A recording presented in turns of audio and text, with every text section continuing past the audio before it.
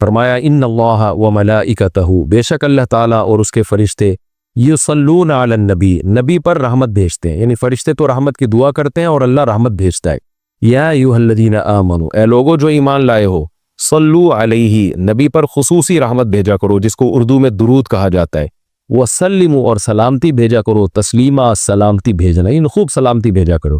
تو یہ آیت جب اس آیت کی وجہ سے علماء نے یہ مسئلہ فقہاء نے بیان کیا ہے کہ زندگی بھر میں ایک مرتبہ درود بھیجنا ہر مسلمان پہ فرض ہے، کیونکہ اللہ نے حکم دیا ہے، اور الامر بالشیء لا یقتضی التکرار، جب کسی بات کا آرڈر دیا جاتا ہے نا تو ایک دفعہ کرنے سے وہ آرڈر پورا ہو جاتا ہے۔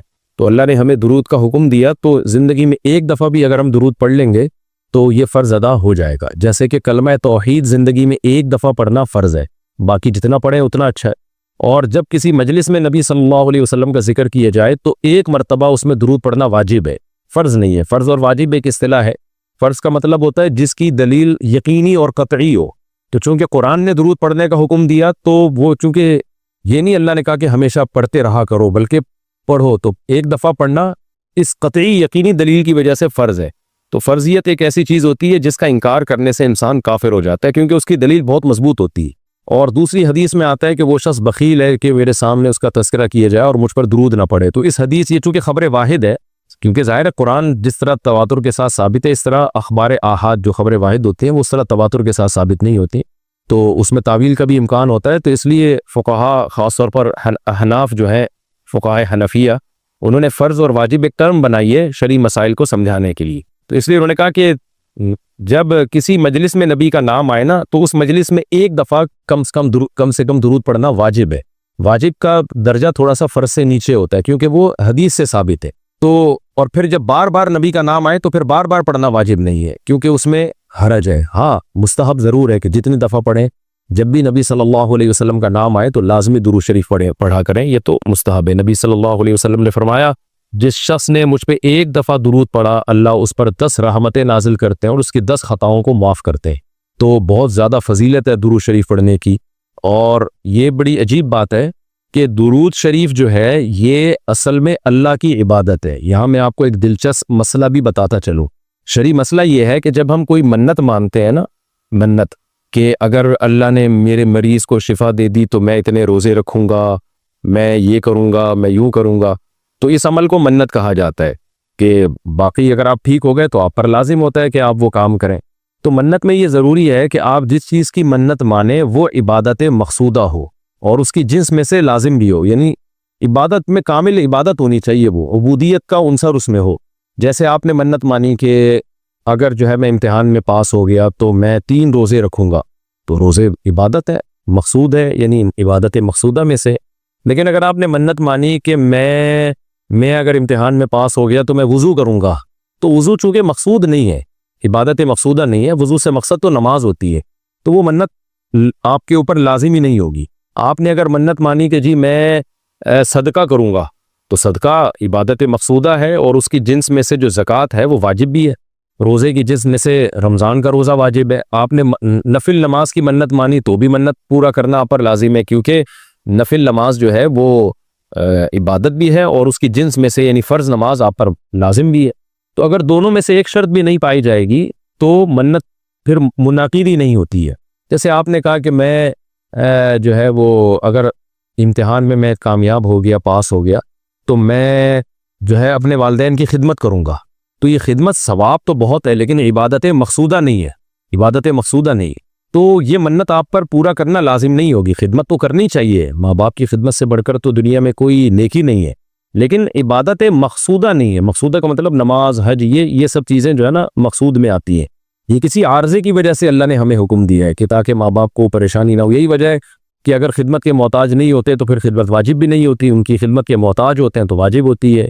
لیکن نماز تو جب بھی ٹائم آئے گا آپ پر لازم ہوگی، زکوٰۃ تو سال گزرنے کے بعد جب بھی صاحب نصاب ہوں گے آپ پر لازم ہوگی، چاہے غریبوں کو ضرورت ہو یا نہ ہو، آپ پر تو زکوٰۃ واجب ہوتی رہے گی۔ تو اب علماء کا اختلاف ہوا ہے کہ اگر کوئی شخص درود شریف کی منت مانتا ہے تو کیا اس پر درود شریف کی منت پوری کرنا لازم ہے؟ تو بعض علماء نے کہا کہ نہیں، کیونکہ درود شریف بھی عبادت مقصودہ میں سے نہیں ہے۔ اس کی پہلے میں اور آسان مثال دیتا ہوں، جیسے تلاوت۔ علماء کہتے ہیں اگر کوئی یہ منت مانتا ہے کہ اگر میں امتحان میں کامیاب ہو گیا تو میں 3 پارے تلاوت کروں گا، تو یہ منت پوری کرنا بھی واجب نہیں ہے، کیونکہ قرآن پڑھنا بہت زیادہ ثواب تو ہے لیکن عبادت مقصودہ نہیں ہے، بلکہ مقصد قرآن سے کیا ہے کہ آپ کا دل بنے اور آپ کو آخرت کی یاد تازہ ہو، آپ کو شرعی احکام کا علم ہو۔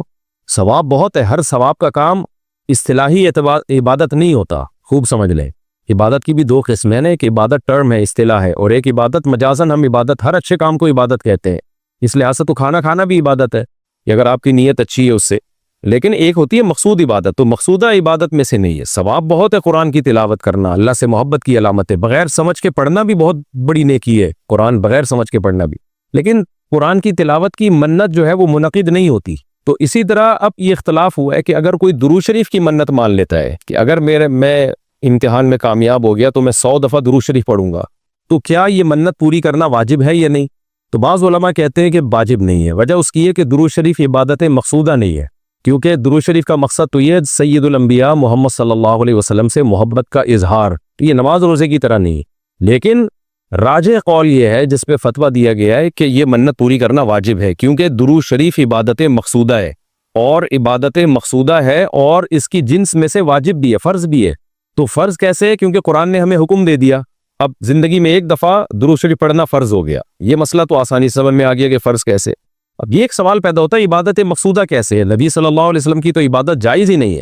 اس کا بڑا دلچسپ جواب دیا حضرات فقہا نے کہ درود شریف اصل میں اللہ کی عبادت ہے، جو ہم اللہ کو خوش کرنے کے لیے کرتے ہیں، کیونکہ اللہ نے ہمیں آرڈر دیا ہے، اور اس میں عبادت کا عنصر، عبادت کہتے ہیں جس کی جو ہے وہ جس میں عبودیت کا عنصر ہو، آپ بطور غلام جو کام کر رہے ہو، جس میں آپ کو لاجک پوچھنے کی بھی اجازت نہیں ہوتی۔ جیسے 5 نمازیں فرض ہیں نا، کیوں فرض ہیں؟ بھی لاجک کی ہمیں حکم نہیں، ہم نے پڑھنی ہے۔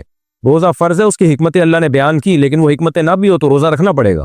تو درود شریف بھی عبادت مقصودہ میں سے ہے، اس لیے کہ اللہ نے ہمیں حکم دیا، تو ہم اللہ کو خوش کرنے کے لیے اللہ کی غلامی کے طور پر پیغمبر پر درود بھیجتے ہیں۔ تو اس سے درود شریف کی اہمیت بہت زیادہ بڑھ جاتی ہے، اور اس میں بہت ساری حکمتیں حاصل ہو جاتی ہیں کہ ہم اللہ کو راضی کرنے کے لیے، کیونکہ اللہ نے ہمیں حکم دیا ہے، جیسے نماز کا حکم دیا، زکوٰۃ کا حکم دیا، اللہ نے کہا کہ تم یہ عبادت کرو گے میری، یہ ہوگی میری، کیونکہ دعا عبادت ہے۔ دعا میں کیا ہوتا ہے؟ ہم اللہ سے بھکاریوں کی طرح مانگتے ہیں، تو اللہ نے کہا اور دعائیں تم مانگو نہ مانگو، یہ والی تو اسپیشلی تم پہ فرض ہے۔ ایک تو الاطلاق دعا مانگنا ہے نا، لیکن اسپیسیفک کوئی مخصوص دعا مانگنا تو فرض نہیں ہے، لیکن یہ والی دعا مانگنا ہم پہ اللہ نے فرض کیا ہے کہ تم نے پیغمبر کے لیے رحمت کی دعا کرنی ہے، یہ تم پہ فرض ہے، یہ مجھے خوش کرنے کے لیے فرض ہے۔ تو یہ عبادت ہے، لیکن اللہ کی عبادت ہے، اور نبی کے لیے دعا ہے یہ۔ تو اس سے درود شریف کی اہمیت بھی بہت بڑھ جاتی ہے، اور ہمیں سید الانبیاء صلی اللہ علیہ وسلم کی اہمیت کا بھی پتہ چلتا ہے کہ اللہ نے پیغمبر پہ درود بھیجنے کو اپنی عبادت قرار دے دیا ہے۔ تو سید الانبیاء صلی اللہ علیہ وسلم کی بھی ویلیو بہت زیادہ بڑھ جاتی ہے۔ جیسے قرآن میں آتا ہے نا کہ وَرَفَعْنَا لَكَ ذِكْرَكَ، ہم نے آپ کے تذکرے کو بلند کیا ہے۔ تو کیسے بلند کیا؟ علماء نے اس کا جواب دیا کہ نماز میں بھی درود شریف ہے، اور اتحیات میں نبی صلی اللہ علیہ وسلم پہ سلامتی بھیجنے کو اتحیات کا حصہ بنا دیا گیا ہے، اور اذان میں اشہد ان لا الہ الا اللہ کے ساتھ اشہد ان محمد رسول اللہ کو بھی ایڈ کیا گیا ہے۔ تو اس سے سید الانبیاء صلی اللہ علیہ وسلم کی بہت زیادہ فضیلت ثابت ہوتی ہے، تو اس لیے درود شریف کا اہتمام کرنا چاہیے۔ جیسے شریعت میں بعض عبادتیں بعض اوقات میں زیادہ پسندیدہ ہیں، آپ دن میں نوافل پڑھیں اس کا بھی ثواب ملتا ہے، لیکن یہ نوافل آپ رات کے آخری حصے میں پڑھیں تو تہجد بن جائے گی، بہت زیادہ ثواب ہو جائے گا۔ آپ روزہ رکھیں، عام دنوں میں ثواب ہے، پیر جمعرات کو زیادہ ثواب ہے، ایام بیز میں زیادہ ثواب ہے، رمضان کا تو بہت ہی زیادہ ثواب ہے، عاشورہ کا بھی ثواب ہے۔ تو جیسے جتنی بھی عبادتیں ہیں وہ خاص دن اور خاص اوقات میں ان کی فضیلت بڑھ جاتی ہے، تو ایسے ہی درود شریف کے بارے میں حدیث میں آتا ہے کہ عام دنوں میں بھی درود شریف میں بہت ثواب ملتا ہے، لیکن صحیح حدیث سے یہ بات ثابت ہے کہ جمعے کے دن درود شریف پڑھنا عام دنوں سے زیادہ افضل۔ اسی وجہ سے ہمارے اکابر کا ہمیشہ سے معمول رہا ہے، جو ہم نے دیکھا بھی ہے کہ وہ جمعے کے دن خاص طور پر عصر کی نماز کے بعد درود شریف پڑھنے کا بہت زیادہ اہتمام کرتے ہیں، اور جب وہ عمرے کے لیے یا حج کے لیے جاتے ہیں تو بھی مسجد نبوی میں اکثر وہ میں نے دیکھا ہے اپنے بڑوں کو کہ وہ عصر کی نماز کے بعد نا مسجد نبوی میں صرف درود شریف ہی پڑھتے ہیں بیٹھ کے۔ ایک تو وہ جگہ ایسی ہے کہ جہاں سید الانبیاء صلی اللہ علیہ وسلم کا روضہ اطہر ہے سامنے، اور پھر وہاں جمعے کا دن بھی ہو تو، اور پھر عصر کی کا وقت جو ہے وہ قبولیت کا وقت ہوتا ہے جمعے کے دن، جیسے کہ حدیث میں آتا ہے نا جمعے کے دن ایک گھڑی ایسی ہوتی ہے جس میں دعا رد نہیں ہوتی، تو جمہور علماء اس طرف گئے ہیں کہ اس سے عصر کا ٹائم مراد ہے۔ اگرچہ اس میں اختلاف ہے لیکن جمہور اس طرف گئے ہیں کہ عصر کا وقت مراد ہے۔ تو جمعے کے دن عصر کے وقت درود شریف کا اہتمام کرنا چاہیے. اور ویسے بھی اگر آپ کو عصر کے وقت ٹائم نہیں ملتا تو جمعے کی نماز کے لیے آپ وقت سے بہت پہلے آ جائیں، نہا دھو کے تیار ہو کے اگلی صف میں بیٹھیں، اور خطیب صاحب کا بیان شروع ہونے سے پہلے آپ تحیۃ المسجد پڑھنے کے بعد درود شریف کی کثرت کیا کریں. تو اس کے بہت زیادہ فضیلت ہے اور ہمیں اللہ نے حکم دیا.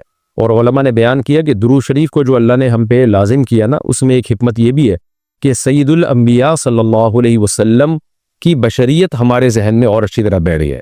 کیونکہ پچھلی امتیں جو تباہ و برباد ہوئی ہیں وہ اس لیے ہوئی ہیں کہ انہوں نے پیغمبروں کو اتنا اونچا مقام دیا کہ اللہ کے برابر لے آئے.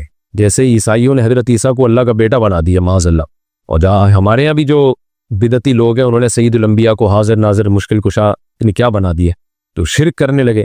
تو درود شریف میں ایک حکمت یہ بھی ہے کہ جب ہم نبی کے لیے دعا کرتے ہیں اللہ تعالیٰ سے کہ اللہ سید الانبیاء پر اپنی خصوصی رحمتیں نازل فرما اور آپ پر سلامتیاں بھیج، تو اس سے ہمیں یہ بھی پتہ چلتا ہے، یہ عقیدہ ہمارے دل میں بیٹھتا ہے کہ محمد صلی اللہ علیہ وسلم بھی اللہ کی رحمت کے محتاج ہے. تبھی تو ہمیں حکم دیا جا رہا ہے کہ ان کے لیے دعا مانگو. ہاں یہاں ایک اشکال ہو سکتا تھا اس کا کہ بھئی اچھا اس کا مطلب نبی ہماری دعا کے محتاج ہیں. تو نہ نبی ہماری دعا کے محتاج نہیں ہے، اللہ کی رحمت کے محتاج ہے. ہم دعا نہیں بھی مانگیں گے تو اللہ اپنے حبیب صلی اللہ علیہ وسلم پر رحمت بھیجے گا. لیکن اللہ نے ہمیں حکم یہ دیا تاکہ ہماری نظر میں یہ عقیدہ اور اچھی طرح مضبوط ہو جائے کہ تم بھی پیغمبر کے لیے اللہ سے دعا مانگا کرو. اس سے پتہ چلتا ہے پیغمبر تمہاری دعا کے محتاج ہو یا نہ ہو لیکن اللہ کی رحمت کے بہرحال محتاج ہیں، اور پیغمبر بھی اس لائق ہیں کہ ان کے لیے دعا مانگی جائے. اور یہ اس سے ان کا مرتبہ کم نہیں ہوتا بلکہ مرتبہ بڑھ جاتا ہے، کیونکہ پیغمبر نے ہمیں یہ سکھایا ہے کہ یا ایھا الناس انتم الفقراء الی اللہ، اے لوگو تم سب کے سب اللہ کے در کے محتاج ہو. اور یہ جو میں نے کہا کہ پیغمبر اس لائق ہیں کہ ان کے لیے دعا مانگی جائے، تو اس کا کوئی یہ مطلب نہ لے کہ پیغمبر ہماری دعا کے محتاج ہے. یہ میں بار بار بتا چکا ہوں، ہماری دعا کے محتاج نہیں ہے، لیکن اللہ تعالیٰ یہ چاہتے ہیں کہ میں پیغمبر پر